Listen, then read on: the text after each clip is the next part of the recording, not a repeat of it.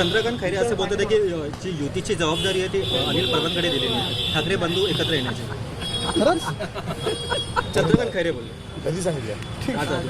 अच्छा, बोलले का? त्यांना जरा फोन करून विचार खैरे साहेबांना. सर आपले जे नातेवाईक आहे ते देखील बोलतात की ठाकरे बंधूंनी एकत्र यायला हवं. कोण कोण आपले नातेवाईक चंदू नामा बघा, तुम्हाला सांगतो मी आत्ता ह्याच्यात कोण काय बोलतंय, कोणावर काय जबाबदारी आहे, मला वाटतं एक महत्त्वाचं आहे की आम्ही सतत बोलत आलेलो आहे की महाराष्ट्राच्या हितासाठी, मराठी माणसाच्या हितासाठी, आपल्या समाजाच्या हितासाठी जे कोणी पक्ष सोबत यायला तयार आहेत आम्ही त्यांना घेऊन हा लढा देऊ.